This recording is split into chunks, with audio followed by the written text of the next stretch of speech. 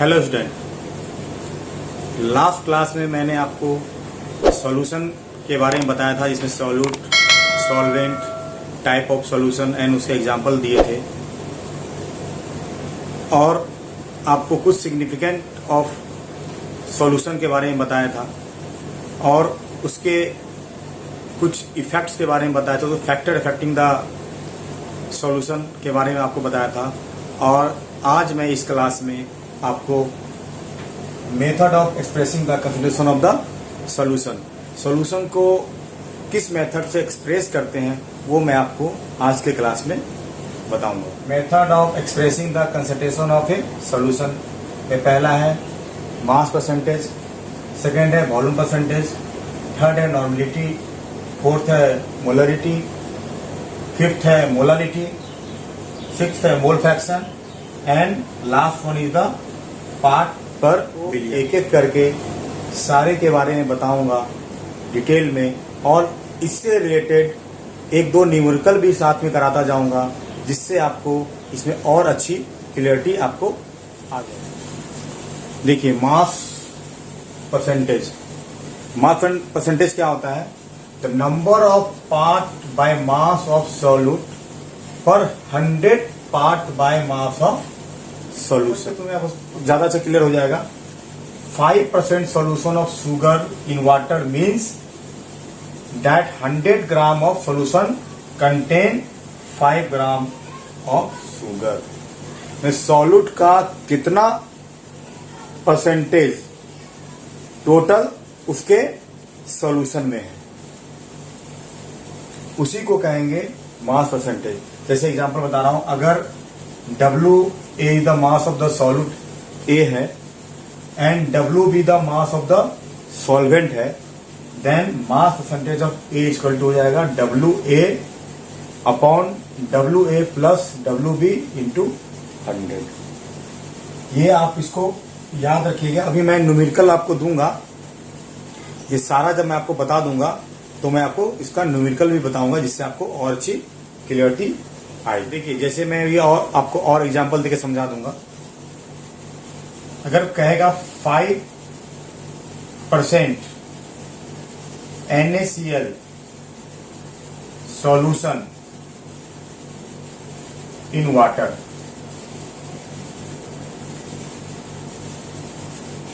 Means 5% 5 ग्राम तो आपका NaCl हो जाएगा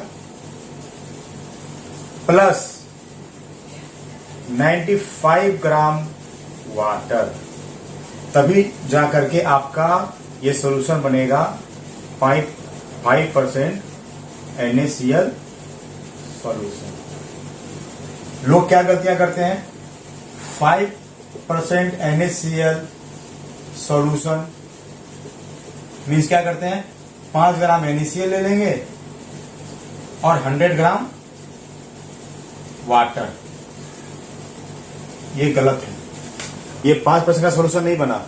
अगर आपने 5% का सॉल्यूशन बनाना है तो 5 ग्राम सॉल्यूट लेना है plus 5 gram of solute and rest क्या बताया? सॉल्वेंट। रेस्ट यानी 95 ग्राम वाटर, तब जाकर के बनेगा 5 divided by 100 then 5% of NaCl solution. ये मैंने आपको समझाया। अभी मैं एक एग्जांपल और 10% wait by weight of sugar solution in water, यानी कि यहां पे क्या है? वाटर आपका सॉल्वेंट है और सॉल्यूट क्या है? शुगर है। वो कितना है? ये लेंगे 10 ग्राम और सॉल्वेंट कितना लेंगे? 90 ग्राम। तो वेट बाय वेट परसेंटेज कैसा बन जाएगा? 10/100 ग्राम टोटल, यानी 10% वेट बाय वेट शुगर। लोग कहां गलतियां करते हैं? 10 ग्राम ये ले लेंगे और सॉल्यूशन मेकअप कर देंगे टोटल 100 ग्राम वाटर। ये गलत है। 100 ग्राम वाटर नहीं लेना है, आपको लेना है 90 ग्राम वाटर, क्योंकि 10 ग्राम आपका ऑलरेडी इसमें शुगर है और 10 और टोटल वेट आपको कर देना है 100 ग्राम, यानी 90 ग्राम लेना है, तब जाकर के एक्चुअल बनेगा। आपको कैसे बनाते हैं एक्चुअल में क्या है, मान लो आप ये बीकर ले लिया, इसमें डाल दिया 10 ग्राम शुगर, है ना, ये बैलेंस पे रखा हुआ है, 10 ग्राम शुगर ले लो और फिर क्या करो, इसमें धीरे धीरे 90 ग्राम वाटर डाल लीजिए, तो ये सॉल्यूशन क्या हो जाएगा, 10 + 90 टोटल इक्वल टू 100 ग्राम। इस 100 ग्राम में आपका क्या है, 10 ग्राम शुगर है, तब जाके आपका सॉल्यूशन हो गया 10 / 100, यानी 10% wait by weight of sugar. ये है, ये आपको ऐसे ही होगा, आपको सॉल्व करना है। अगर इस तरह का आएगा तो आपके माइंड में यही चलना चाहिए, परसेंटेज वेट परसेंटेज क्या होगा। अब मैं आपको बताऊंगा नॉर्मलिटी क्या होती है। Number of gram equivalent of the solute dissolve in per litre of the solution, उसको बोलेंगे नॉर्मलिटी। मैंने आपको बोला था जब मैं सॉल्यूशन की को पढ़ा रहा था, मैं आपको बोला था इस चैप्टर में हर बार सॉल्यूट, सॉल्यूशन, सॉल्वेंट की बात आएगी, तो इसलिए मैंने बोला था कि आपको याद रखना पड़ा, सॉल्यूट क्या है, सॉल्यूशन क्या है, सॉल्वेंट क्या है। तो मैं आपको बता रहा हूं नॉर्मलिटी में क्या है, number of gram equivalent of solute present in या dissolve in per litre of the solution, उसको बोलेंगे हम लोग नॉर्मलिटी। इसको रिप्रेजेंट करते हैं एन से, और इसका एक्सप्रेशन क्या है, normality N = gram equivalent of solute, है ना, इसको लिख सकते हो ग्राम equivalent of solute upon volume of the solution in litre. In litre पे एम्फेसाइज किया मैंने, इन लीटर में चाहिए ना, ml में नहीं।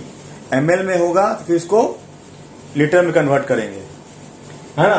तो gram equivalent of the solute upon volume of the solution in litre, या mass of the solute in gram upon gram equivalent of the solute into volume of the solution. ये gram equivalent, यहां पे क्या किया मैंने, gram equivalent equal to क्या होता है, मास of the solute upon gram equivalent mass of the solute, gram equivalent mass of the solute into volume of the solution. अगर आप नॉर्मलिटी है इसको एक्सप्रेस कर रहे हैं, W भी अगर सॉल्यूट है तो GM gram equivalent mass of the solute into volume in litre, volume in litre, या अगर आप इसको ml में है तो 1000 से ऊपर मल्टीप्लाई हो जाता है। अब रही बात कि ग्राम इक्विवेलेंट क्या है और ग्राम इक्विवेलेंट मास क्या है, तो मैं आपको बता दूं, मैंने 11th क्लास का चैप्टर ग्राम इक्विवेलेंट पे काफ़ी बेहतरीन मैंने उसमें सारा चीज़ एक्सप्लेन किया है।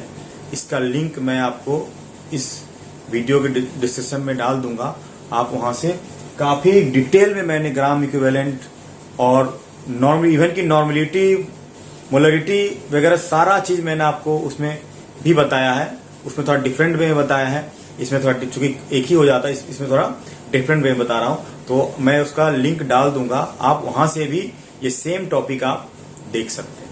वो मैंने 11th को पढ़ाया हूँ, ये मैं आपको 12th क्लास के लिए पढ़ा रहा हूँ। एक टर्म है नॉर्मलिटी पे ही, डेसी, सेंटी, वन नॉर्मल, तो सिंपल है वो, थोड़ा मैं आपको सोचा कि मैं बता दूं।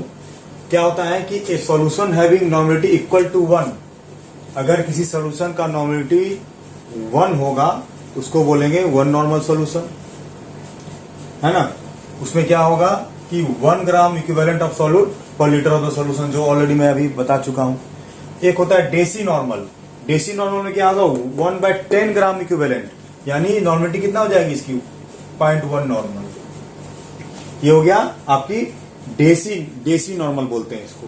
और ये सेमी नॉर्मल क्या होगा, जब सेमी मतलब हाफ, ये आपका हो जाएगा 1/2 यानी 0.5 नॉर्मल, है ना।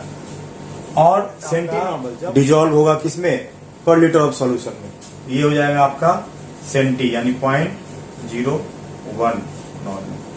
ये सिंपल एक टर्म है, कुछ नहीं है। आपका जब 1 ग्राम इक्विवेलेंट डिजॉल्व होगा पर 100 लीटर में सॉल्यूशन में तो वो होगा 1 नॉर्मल। जब आपका 1/10 ग्राम इक्विवेलेंट डिजॉल्व होगा तो उसको डेसी नॉर्मल बोलते हैं, डेसी नॉर्मल सॉल्यूशन 0.1 नॉर्मल आएगी इसकी। जब सेमी नाम से क्लियर है, सेमी मतलब हाफ, जब 1/2 ग्राम इक्विवेलेंट आपका डिजॉल्व होगा 1 लीटर सॉल्यूशन में तो 0.5 नॉर्मल हो जाएगा, है ना। सेंटी नॉर्मल क्या होगा, आपका डिजॉल्व होगा पर लीटर सॉल्यूशन में तो उसको बोलेंगे सेंटी नॉर्मल यानी 0.01 नॉर्मल। ये बस टर्म है, ये आपको थोड़ा सा याद रखना होगा। डेसी, कभी कभी डेसी न्यूमेरिकल में आएगा तो डेसी नॉर्मल सॉल्यूशन। जब डेसी नॉर्मल सॉल्यूशन की बात आई इसका मतलब नॉर्मलिटी क्या होगी इसकी 0.1। कहेगा semi normal solution means 0.0। Centi normal solution, centi normal solution फिर आपको क्लियरिटी होना चाहिए कि इसका मतलब नॉर्मलिटी कितनी आ रही है सॉल्यूशन की 0.01। तो यही इसलिए टर्म मैंने आपको बता दिया। नाउ नॉर्मलिटी के बाद मोलरिटी। मोलरिटी क्या होता है, number of gram mole of solute. Normality के केस में था ग्राम इक्विवेलेंट ऑफ सॉल्यूट, इसमें है gram mole of solute dissolve in per litre of the solution. इसको एक्सप्रेस करेंगे एम से, नॉर्मलिटी को एक्सप्रेस करते हैं एन से, और मोलरिटी को एक्सप्रेस करते हैं एम से। वहां पे क्या था, ग्राम इक्विवेलेंट था, यहाँ पे ग्राम मोल है। देखिए ग्राम मोल और ग्राम इक्विवेलेंट, ये मैं आपको फिर बता रहा हूं कि मैं 11th क्लास के चैप्टर में जो मोल कॉन्सेप्ट है वो काफी डिटेल में न्यूमेरिकल के साथ मैं बता चुका हूं। ग्राम मोल, ग्राम इक्विवेलेंट, इक्विवेलेंट कैसे निकालते हैं, ग्राम इक्विवेलेंट कैसे निकालते हैं, ग्राम मोल कैसे निकालते हैं, सारा मैं आपको बता चुका हूं 11th क्लास के चैप्टर में। मैं इसका लिंक डाल दूंगा, आप उसको आप देख सकते हैं तो आपको और अच्छी क्लियरिटी आ जाएगी। तो ये होगा molarity, gram mole of the solute, gram mole of the solute upon volume of the solution in litre. Gram mole लेना है सॉल्यूट का, और वॉल्यूम क्या लेना है, वॉल्यूम यहां भी लीटर में है। अगर ml में आता है तो कन्वर्ट करेंगे, यहां पे जैसे मैंने किया है कन्वर्ट। तो क्या होगा, मास of the solute in gram upon gram molar mass, gram mole mass into volume of the solution in litre. या एक्सप्रेस कैसे किए, अगर W भी मास ऑफ द सॉल्यूट है, इन ग्राम ले लिया, देन ग्राम मोलर मास, है ना, इनटू वॉल्यूम लीटर। या अगर ml में है तो gram weight of the solute, ml में है तो उसको कन्वर्ट कर दिया किसमें, लीटर में, तो 1000 से मल्टीप्लाई किया। ये बिल्कुल सिंपल है। ग्राम नॉर्मलिटी में ग्राम इक्विवेलेंट लेते हैं और यहाँ पे मोलर मास लेते हैं, बस इसमें ये इतना ही डिफरेंस है ना। और इसमें अभी जैसे मैंने बताया था आपको नॉर्मलिटी में सेमी, डेसी, है ना, इसमें भी होते हैं। मैं आपको मोलरिटी का एक कुछ एक्सप्रेशन है। नेक्स्ट देखिए molarity, solution having molarity 1 is called 1 molar. इसमें भी था नॉर्मलिटी 1 मोलर, उसमें भी था 1 नॉर्मल, मैंने बताया था। Such a solution contain 1 molar solute per litre of the solution, same था, मैंने बताया था नॉर्मलिटी में भी 1 नॉर्मल कब होगा, जब ग्राम इक्विवेलेंट डिजॉल्व होगा पर लीटर सॉल्यूशन में। यहाँ पे ग्राम मोलर मास डिजॉल्व होगा तो 1 मोलर कहेंगे, ठीक है। Molarity express in the unit of the मोल पर लीटर, ये इंपॉर्टेंट है, इसको याद रखिएगा कि मोलरिटी को एक्सप्रेस करते हैं क्या, मोल पर लीटर में या मोल पर डीएम क्यूब, है ना। एक इंपॉर्टेंट चीज ये है कि both normality as well as molarity of the solution change with change in temperature. अगर टेम्परेचर चेंज होगा तो नॉर्मलिटी और मोलरिटी दोनों चेंज हो जाएगी। अगर सॉल्यूशन का टेम्परेचर चेंज होता है तो नॉर्मलिटी एंड मोलरिटी दोनों चेंज होगा, वही लिखा है both normality as well as normality, both normality as well as molality of the solution change with change in temperature. ये टर्म, ये जो है आप इसको याद रखें। मोलिटी क्या है? Number of gram mole of solute dissolve in 1 kg of the solvent. आपका क्या है कि 1 ग्राम मोल ऑफ सॉल्यूट को जब 1 kg सॉल्वेंट डिजॉल्व करेंगे वो उसका मोलिटी हो जाता है, और मोलिटी को एक्सप्रेस करते हैं स्मॉल m से। मोलिटी इक्वल टू क्या होगा? Gram mole of the solute upon mass of the solvent in kg। Same mass of the solute upon उसका मोलकुलर वेट यानी gram molecular mass of the solute into mass of the solvent in kg। इसको express करेंगे कैसे? अगर mathematical form में लिखेंगे तो m upon WB is the weight of the solute in gram, और GMM ये मोलकुलर मास ऑफ द क्या है आपका solute into weight of solvent in kg। Other form में अगर ग्राम के फॉर्म में लिखा है वेट ऑफ द, देन 1000 से मल्टीप्लाई हो जाएगा। और ये मैंने ये 1 मोलर किसको बोलते हैं? जब 1 मोल ऑफ द सॉल्यूट को डिजॉल्व करेंगे 1000 ग्राम में तो 1 मोलर हो जाएगा, और इसकी यूनिट होती है मोल पर kg, मोल पर किलोग्राम, मोल पर kg। एक अनदर इंपॉर्टेंट थिंग आपको याद रखनी होगी, molality of the solution does not change with the temperature. Molality जो होती है वो चेंज नहीं होता है टेम्परेचर के साथ, ये कांस्टेंट रहता है, सेम रहता है। लेकिन नॉर्मेलिटी या मोलिटी के केस मैंने क्या बताया था कि वो चेंज हो जाता है ना। लेकिन मोलिटी जो है आपका, molality of the solution does not change with the temperature, ये मोलिटी चेंज नहीं होती है। Next one is the mole fraction. Mole fraction क्या होता है? सिंपल नाम से क्लियर हो रहा है, मोल का फ्रैक्शन। मोल का फ्रैक्शन क्या होता है? Ratio of number of mole of one component to the total number of mole of all component, solute और solvent present in the solution. किसी सॉल्यूशन में सॉल्यूट होगा, अगर उसमें एक से ज्यादा सॉल्यूट होंगे तो क्या होगा? किसी एक के नंबर ऑफ मोल के सॉल्यूट को टोटल मिला करके अदर कंपोनेंट ऑफ द मोल से डिवाइड कर देंगे, वही उसका मोल फ्रैक्शन हो जाएगा। अभी मैं आपको क्लियर हो जाएगी। देखिए, उस मोल फ्रैक्शन को डिनोट करते हैं लेटर x से, है ना। ए सॉल्यूशन, कोई सॉल्यूशन है, मान लीजिए उसमें 2 कंपोनेंट है a and b, and suppose the WA, कोई कंपोनेंट WA ग्राम है और WB of B gram present है ना। WA weight of the A component का WA है और WB is the weight of the B component. Then mole, number of mole क्या होगा? नंबर ऑफ मोल हो जाएगा weight upon WA upon MA, and इसी तरह number of mole of B क्या हो जाएगा? NB upon NB equal to WB upon MB।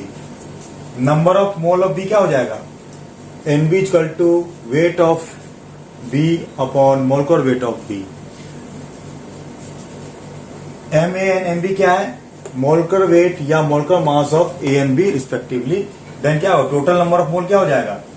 A plus B, यानी NA प्लस NB हो जाएगा total number of mole. Then mole fraction क्या हो जाएगा? मोल फ्रैक्शन ऑफ A क्या बताया था मैंने?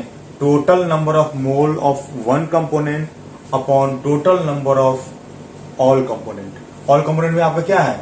उसमें ए और 2 ही चीज तो है सॉल्यूशन में, एक ए कंपोनेंट है और बी कंपोनेंट है। तो मोल फ्रैक्शन ऑफ ए के लिए क्या होगा? Number of mole of A upon number of N A plus N B. से मोल फ्रैक्शन ऑफ बी के लिए क्या हो जाएगा? बी का फ्रैक्शन, तो number of mole of B upon number of mole of A plus B. अब आप कहेंगे कि मोल क्या होता है? अगेन मैं फिर कह रहा हूं, मोल भी मैंने काफी डिटेल से विथ न्यूमेरिकल, मैंने क्लास 11th का जो पहला चैप्टर है मोल कॉन्सेप्ट में, उसमें मैं काफी अच्छा क्लियरिटी से बता चुका हूं। आप उस वीडियो को जरूर देख लेना, तो आपको और अच्छी क्लियरिटी आ जाएगी मोल पे। तो ये आपका हो गया mole fraction. Mole fraction 2 component का मोल फ्रैक्शन का जो सम होता है वो 1 होता है। क्या मैंने क्या बोला था? मैंने क्या बोला था कि मोल फ्रैक्शन का जो सम होता है वो इक्वल टू 1 होता है। Sum of the mole fraction of the all component in the solution is always 1। किसी कंपोनेंट में मोल फ्रैक्शन को सम कर दोगे तो 1 होता है। जैसे इसमें 2 कंपोनेंट था, आप मोल फ्रैक्शन ऑफ ए और मोल फ्रैक्शन ऑफ बी, उसको दोनों को आप जोड़ दो तो क्या हो जाएगा? देखो इक्वल टू 1 हो जाता है। ये आपको याद रखना है। अगर कोई बाइनरी सोल्यूशन में किसी एक का मोल फ्रैक्शन दिया हुआ है तो दूसरे का मोल फ्रैक्शन आप निकाल सकते हैं। यही मैंने लिख दिया है नोट में यहाँ पे। If you know the mole fraction of the one component of binary solution, the mole fraction of other can be calculated. क्योंकि बाइनरी में आपको क्या पता, 2 मोल फ्रैक्शन का सम 1 होता है, तो अगर एक का आपका मोल फ्रैक्शन दिया हुआ है तो दूसरे का निकल ही जाएगा, यानी 1 माइनस उसका कर देंगे तो आपका मोल फ्रैक्शन निकल जाएगा। ये मैंने लिखा है। नेक्स्ट क्या होता है? Mole fraction is independent of the temperature. Temperature मैंने शॉर्ट में लिखा है कि मोल फ्रैक्शन टेम्परेचर पे डिपेंड नहीं करता है, ये इंडिपेंडेंट रहता है। कोई टेम्परेचर चेंज पे कोई इफेक्ट नहीं आता है mole fraction. Now part per million. Part per million क्या होता है? ये बिल्कुल परसेंटेज को डिनोट करने के लिए बिल्कुल माइन्यूट सी यूनिट है। When A solution present in very minute amount, अगर सॉल्यूट क्या है, जब सॉल्यूट बिल्कुल माइन्यूट बहुत ही कम मात्रा में सॉल्यूशन में प्रेजेंट होता है तो उसको पार्ट पर मिलियन बोलते हैं। When a solute is present in very minute amount, इस concentration is express in the part per million. इसके कंसंट्रेशन को पार्ट पर, इसको अदर फॉर्म में भी डिफाइन कर सकते हैं। The number of part by mass of solute per million part by mass of solution. मतलब कि number of part of mass of solute, number of part of the mass of the solute per million part of the solution में जितना होगा उसी को part per million बोलते हैं। जैसे mass of the solute upon mass of the solution in 1 million part, 1 million part में तो क्या 10⁻⁶ पे मल्टीप्लाई हो गया, यानी PPM equal to weight of the solute upon weight of the solution into 10⁻⁶। ये पीपीएम है, बिल्कुल छोटी इकाई है। जैसे आपने कभी देखा होगा कि कहते हैं कि कितना क्लोराइड है, जो ड्रिंकिंग वाटर में कितना क्लोराइड है, तो बिल्कुल माइन्यूट क्वांटिटी में कंसंट्रेशन में होता है, इसलिए उसको पीपीएम में डिनोट करते हैं। जैसे कभी आपने देखा होगा कि कोकोला में एक समय लेड वगैरह मिला था जो कि नुकसान होता है, तो कितने पीपीएम में था? वो पीपीएम लेवल पे रहता है, बहुत कंसंट्रेशन बहुत कम होता है, तो वो उसी को डिनोट करने के लिए क्या है, ये कंसंट्रेशन डिनोट कर लिए पीपीएम है। Now method of expressing the solution, solution को किस किस मेथड से हम एक्सप्रेस कर सकते हैं वो मैंने आपको सारा बता दिया। इसमें था weight by weight, volume by volume, then molarity, then normality, then molarity, then mole fraction, formality, now part per million. मैंने आपको सारा method of expressing of the solution बता दिया मैंने। ये सारा इम्पोर्टेंट है, ये आप बिल्कुल अच्छी तरह से इसको आप रिवाइज कर लेना, क्योंकि जब सॉल्यूशन चैप्टर पढ़ाऊंगा तो इसमें काम आएगा। और मैं आपको एक चीज़ और बता दूं, ये सारे चीज़ जो मैंने बताया है ये मेरा एक अनदर क्लास मैंने लिया था 11th क्लास को, जिसमें मोल कॉन्सेप्ट है, उसमें सारा डिटेल से मैंने ये सारी चीज़ें मैंने उसको बताई है उसी क्लास में, और वो न्यूमेरिकल के साथ बताया है।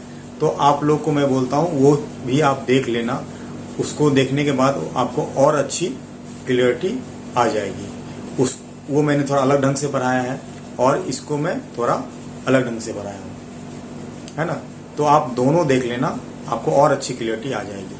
अब मैं आपको कुछ न्यूमेरिकल्स के थ्रू ये सारे चीज़ को मैं समझाऊंगा अभी मैं एक न्यूमेरिकल भी दे देता हूँ, आप इसको सॉल्व कर लो। आपको मैं जो पढ़ा रहा हूँ वो आपको कैसा लग रहा है, ये आप कमेंट सेक्शन में मुझे ज़रूर बताएं। और अगर इसमें कुछ इम्प्रूवमेंट की ज़रूरत हो हैंडराइटिंग को छोड़ करके, क्योंकि मेरी हैंडराइटिंग ऐसे ही है, हैंडराइटिंग को छोड़ करके कुछ इम्प्रूवमेंट की ज़रूरत हो तो आप ज़रूर कमेंट करें। और आप मेरे चैनल को सब्सक्राइब करें और लोगों को से अपने फ्रेंड को शेयर करें, ताकि उनको भी मैं जो नॉलेज दे रहा हूँ आप लोगों को वो भी गेन कर सकें और अच्छा मार्क्स लाएं, है ना। तो आप लोग ध्यान से पढ़िए। 12th क्लास काफ़ी इम्पोर्टेंट होता है और अच्छे मार्क्स लाइए। और मैं आपको IIT नीट के बेसिस पे ही आपको पढ़ा रहा हूँ। पहले बेसिक क्लियर करूँगा, फिर मैं आपको न्यूमेरिकल्स वगैरह भी क्लियर करता जाऊँगा, ताकि आपको समझने में परेशानी ना हो।